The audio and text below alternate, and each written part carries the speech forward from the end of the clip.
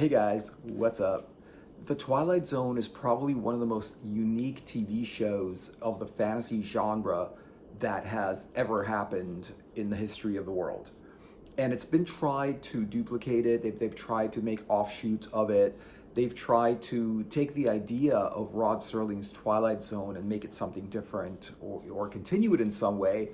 But definitely none of those continuations of the Twilight Zone were like as good as or really kind of like really captured the essence of what the Twilight Zone was about, right? So that's the thing about it is that it had to do with Rod Serling. He created it. It was his idea, and it was also something that was a unique kind of subgenre of fantasy that I don't see other TV shows or other movies or series ever have. Like it's a very unique subgenre of fantasy, right? I would say a lot of it is urban fantasy because it happens in the modern day a lot of the time. Sometimes a little bit of science fiction because sometimes it happens on other planets. Sometimes it involves aliens. Sometimes it's got flying saucers in it. So there's a lot of science fiction that went in there, that went into the Twilight Zone. And Rod Serling tried doing other things. Rod Serling did something called Night Gallery, which I never heard of Night Gallery until I read that in Twilight Zone magazine, which is a really cool magazine if you like the Twilight Zone. I don't think they make it anymore. I'm pretty sure they stopped publishing it, but at one point they were publishing these Twilight Zone magazines, and inside those magazines were original stories that were like the Twilight Zone, Twilight Zone-esque. They were, or a little bit different, and they were like, also they were screenplays of some of the Twilight Zone episodes, and a lot of original work, and a lot of creepy, weird, otherworldly stories. But not a lot of it has happened through it. There was a couple of things that did happen with the Twilight Zone that I think are really, really good. For example, like this comic book. This is the Twilight Zone comic book, and I've seen a lot of these different kinds of comic books which say Twilight Zone on them. And sometimes they're good, and sometimes, it's very hit or miss because it's various writers, various artists, various stories. So it might resonate with some people might like it, other people might say, it's not really that great. But it is a little bit, it does try to capture what the Twilight Zone was about. Usually the Twilight Zone was someone is in daily life, whatever's going on, and then weird things start happening to them to the point where they just end up in this otherworldly kind of situation or this other world outright, where they don't know how they got there. And a lot of times it has something to do with they kind of got what they deserved with it, I would say also, I don't know if Rod Serling was part of this or someone independently made this, but they remade some of the Twilight Zone episodes into a Twilight Zone movie that came out in the 80s. And it had in the movie, there were a few, I think there were 4 different episodes of the Twilight Zone in the movie, one after the other, but redone, revamped, and colorized, right? So they took the black and white episodes, they made it colorized, they made it more modern, and they told the same story over and over again. It's they really told the same exact stories. They changed them around a little bit, which was nice because it was a fresh take on the same thing. But that was the last Twilight Zone movie, and that was in the 80s. They've never made another Twilight Zone movie. In the 80s, however, there was another magazine that came out, actually another comic book that came out called Wasteland. You could still get these at comic book stores. They have old issues of this. I don't know if they still make these, but this is a really, really a while ago. Here's some of the covers. They're really weird covers. They're kind of these weird covers, but it's Wasteland. And Wasteland had the same idea, a little bit different, but the same idea as the Twilight Zone, which is sort of like this sort of transition into this weird world where strange things happen. I don't remember exactly what these things were about, but I do remember that they were trying to be an offshoot of the Twilight Zone, and it kind of succeeded. They were actually pretty cool stories that were kind of weird and kind of outwardly and sort of like that one step beyond idea of the Twilight Zone.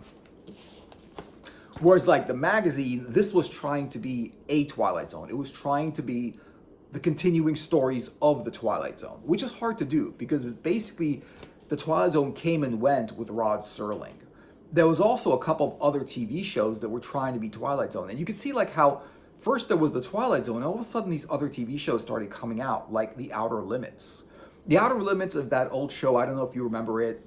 It was sort of like that show that's like, do not attempt to adjust your TV set. We have control of it. We can control the vertical and the horizontal, it's all that stuff. So it was that kind of idea that that made a TV show. And I was watching that thinking, oh, it's going to be like the Twilight Zone, and actually it wasn't. It was just these weird tales. Some of them are horror. Some of them are weird fantasy tales, but they were definitely not even close to the Twilight Zone, right? And then they came out with a Netflix show called that one, which was it was sort of called the Black Mirror, right? And that one I was like, oh, this is going to be a new Twilight Zone, right? But I found that even though Black Mirror was sort of like Twilight Zone, Black Mirror also had just a lot of disturbing stories in it. Stories that were like not fun to watch because they were just overly disturbing. It's like you want to enjoy it, but they're just so freaking disturbing, to the point where I saw like the first season of it. I watched, I think, all of the episodes, and I was like, this is just disturbing stuff. This is stuff I'd rather not watch, to the point where it was weird because it's like, yes, there are movies and there are series that have some disturbing content, but usually they're also very, very interesting. And that keeps you glued to this, to the TV or whatever you're watching it on. And even though there's some weird, disturbing content, you still want to watch it. You still want to, what's going to happen next? What is the story about? But this one was just freaking bad. It was just people and situations that were like, you'd rather not see that. And it was fiction, but it was still, and it was fantasy, but it was just disturbing. And this is why I stopped watching Black Mirror. Not because of the show, the episodes were bad or the ideas of what the episodes were about were bad. It was just overly, unnecessarily disturbing content that when you watch it, you're like, I wish I didn't see that. Even though there was no actual disturbing imagery, just the ideas in Black Mirror I just found to be disturbing. I liked Twilight Zone comic book. I don't know if there's any more of these. This was done by Dynamite, which is a great comic book publisher. And I just found a lot of these were really true to the original series. But the thing about the Twilight Zone is Rod Serling. It's the same reason why, after Gene Roddenberry, they weren't able to make the same shows or the same movies that had the spirit of Gene Roddenberry in it. Gene Roddenberry was talking about exploration and new frontiers, whereas like the shows and the movies and the TV shows after Gene Roddenberry's creations were just talking about science fiction and space opera. They just like that whole new frontier, that whole exploration was what was Gene Roddenberry's idea about. It was gone after Gene Roddenberry was gone, because I don't think a lot of people realize that it was about, Gene Roddenberry was about, the new frontier of exploration, rather than just like a science fiction drama, which is what it, what it turned into. But with Rod Serling, it was the same way, where no one had Rod Serling's vision of what the Twilight Zone was supposed to be. So whenever they did offshoots of it or continuations of it, they were kind of like, oh, I think it's supposed to be like that. They took their impressions of it and they made their own thing, right? And you know what? Some of them weren't bad, but I really haven't found anything that was as good as those old episodes of the Twilight Zone. I don't even know how many there were, but they were pretty old. They were in the 50s. They were like in black and white. And these things were like, they were creative, they were original, and they were of a subgenre of fantasy that's never been done before. And they've been done afterwards. I mean, I do think that Black Mirror, for example, is the same subgenre of fantasy as the Twilight Zone was. It's just not the same stories and not the same ideas. It's just the same way as Wasteland, like this comic here, which was that one step beyond comic. I would say that also Outer Limits was that same way, was that same subgenre of things just get weird, but we don't really know what's happening until the end. And that's one of the things that the Twilight Zone really, really did, which was like you follow this character, you follow this story, and a lot of the times you don't know what's happening, and usually at the end is when they explain it, right? That one person, there's that episode with that one person is in this weird like town and there's nobody else there and whatever, and they're trying to find out where they are, and they used to be an astronaut, whatever it is, and they're trying to find where they are, and they can't, they don't know where they are, but in the end they were like in a zoo or something like that, or someone's they were sort of like in this alien kids freaking like fishbowl or whatever it is. Like there was another one where, like, if you look at like the movie The Twilight Zone and the episodes that were in there, like the first one was about this guy who was more of like a Nazi. His whole idea was that he was a Nazi and whatever, and then like they follow the story. The story goes, and all of a sudden, like at the end of the episode, like he turns up that he ends up in like Germany, in Nazi Germany, and he starts getting oppressed by the Nazi party in that time in that place, and that's because the way he was, and all of a sudden then he got transported where, now he was the one that the Nazis were after, rather than him being the Nazi, in personality wise. So that was one of them. There was another one where there was that kid that can do anything, and he was in this house, and there were people around him. They're all kind of scared of him because like he could pretty much do whatever he wants, do anything and whatever it is.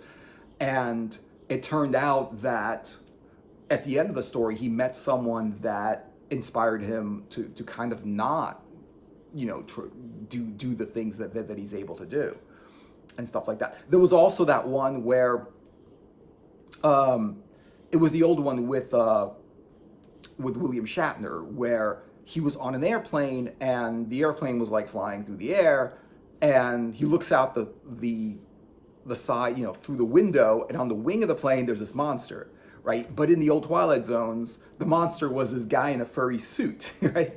And so he's looking at the window on the side of the airplane, and like this monster basically is trying to like tear out the engine, tear out the thrusters and whatever, the jet engines from the plane, and and he's like, he sees it, but like no one else sees it.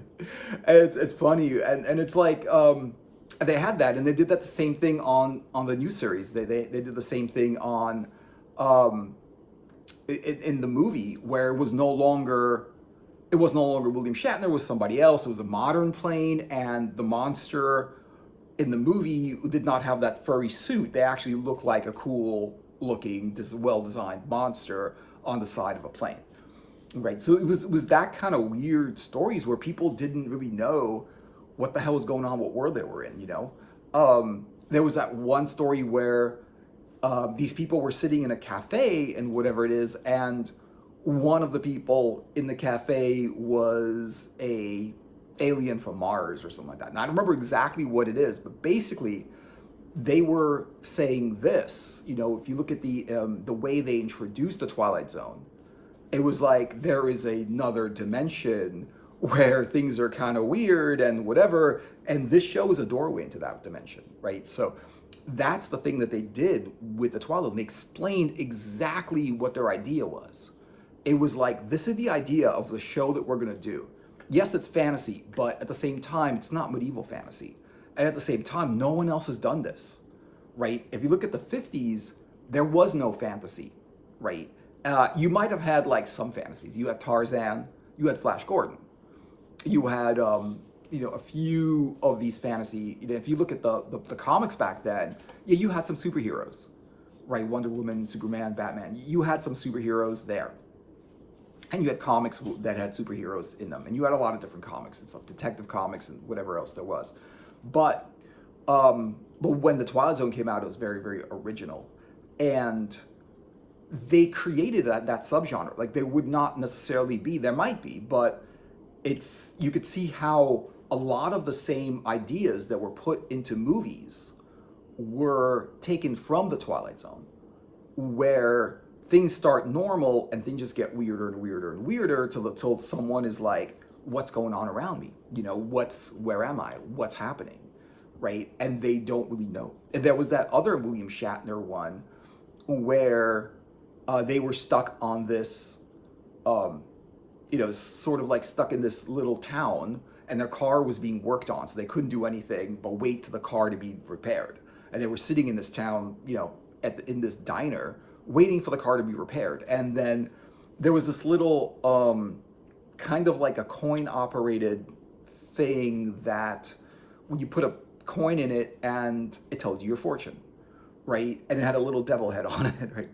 And it tells you your fortune. And they were like, well, okay, let's ask it a question, right? So it asked a question, and the fortune came out exactly like accurate. It said, did I get this promotion in my job? And they said, yes, you got the promotion. And he's like, well, let me call and find out if I got the promotion, because this thing told me I did. So he calls up, and it turns out he actually got the promotion. So it's like, so now it was just like, oh wow, that thing was right. So let's ask it more questions. And every time like it would ask it questions, it would give them the right answer. And then, it would actually foretell the future. But then they were like, wait a minute, this thing tells you the future. And so they were asked, and then they were like kind of like stuck in that town, right? Because they were saying, wait a minute, they started asking questions like, when is our car going to be done? And he's like, never.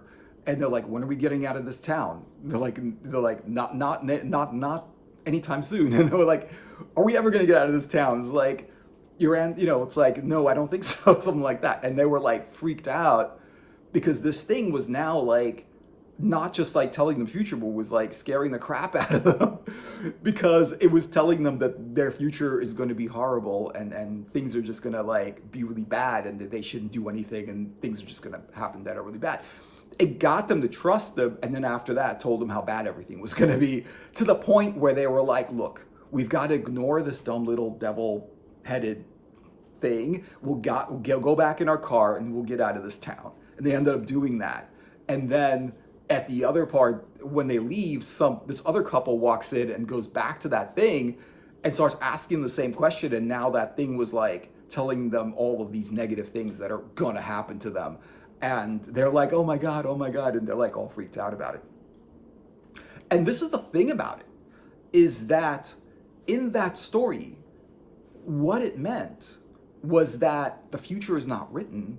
You can make your own future, and you don't have to listen to, some machine or some little, coin-operated freaking, devil-headed thing, that to tell you that your future is going to be bad, right? Because the future is what you make it. And you shouldn't be overly reliant on this kind of thing, on trying to like know what your future is, because like the future is what you make it, not what some, kind of like thing tells you, right? So some psychic little machine, right? And that was what was interesting about that story, was some of the stories were just weird, like the thing though that was on the plane. That was just a story that was just kind of weird, and it was like, that guy was like the only one that saw that, and everyone else didn't know what the hell was going on, right? But it was there. It's so weird, and a lot of these stories were so creative and so original, like the one where like the woman is driving down the road and sees this like basically this this hitchhiker, and I think the story was called A Hitchhiker. Sees this hitchhiker, and the hitchhiker kind of like is like trying to hitch a ride, and she just goes by him. She ignores him. She's like, forget about this guy, right? She goes down, and like a mile later, it's the same hitchhiker, like, trying to hitch a ride. And she's like, oh my God, it's the same guy. It can't be the same guy, right? And then she keeps going down the road. It's like, same hitchhiker. It's just so weird. And it was just so weird. And what I think about what this meant was, it was a genre that was just like, it was weird tales. And they started coming out with weird tales after that. Tales that were in a fantasy genre that were weird. in one way or another, or had some kind of meaning, but the way that that meaning was expressed or communicated to the viewer was that through a story that was weird, a story that you didn't want to be in, right? Like that one where the guy was this old man, he was dying, and he had all of his family around him, and all the family wanted was his inheritance because it was like a rich old guy. All they wanted was his inheritance, and he was like, okay, but so he invited everyone over because he had to talk to them, you know, and they didn't want anything to do with him. They just wanted his money. They just wanted his inheritance. And he was like, okay, so you just put on all these weird masks, and then you'll, you know, that's all I ask of you to do. So everyone puts on these weird masks, and these are like these ugly, ugly masks. And then at the end, what happened was when they took the mask off, their face was turned into what that mask looked like, you know, because it was sort of their inner ugliness expressed outwardly. And that was that guy was saying that. So in a way, Rod Serling was looking at that situation and saying, that's messed up, but how do we get back at these people who were that messed up? And that's the thing about that Rod Serling, he was sticking it to the people who were messed up, who were doing messed up stuff in sometimes in some ways, right? And that's a lot of the time, that was the thing, the appeal of the Twilight Zone. It was those weird stories, but a lot of them were like people were just getting what they deserved. Like nobody would argue that those people that were like around that guy that only wanted their inheritance and didn't really care about him and whatever, just wanted his money and didn't care about him at all, did not deserve the whole mask thing that he pulled on them, you know. So it was a lot of it was that. But on the other hand, it draws people in because it was just a fantasy story. It was just so much a fantasy story. It was as much a sci-fi and fantasy story as it was a morality tale, you know. And that's the same thing with like a lot of other shows that came later. I think Gene Roddenberry's work was also a morality story in some ways. In some ways, it was about morality. It was about right and wrong and his ideas of right and wrong. And I think that's the thing about that Rod Serling did. He imposes ideas of right and wrong, but not in every episode. It's not like this is the same formula for every episode. It was just like some episodes are going to have that. Well, they'll sprinkle in a little fantasy. They'll sprinkle in a little bit of people in otherworldly, weird situations. They'll make it so that you don't really know what's happening in the story till the end. And he made it in a way where, like, I would say the Twilight Zone series, the old one, created a new genre of fantasy, a new subgenre of fantasy, which I would say, I don't think has a name, but it's sort of that Twilight Zone fantasy where, like, before then, there might have been some other people that had the same idea or similar ideas as Rod Serling, but it wasn't till Rod Serling came out with the Twilight Zone that idea became huge, and everybody knew the Twilight Zone. Everybody knew what the Twilight Zone was.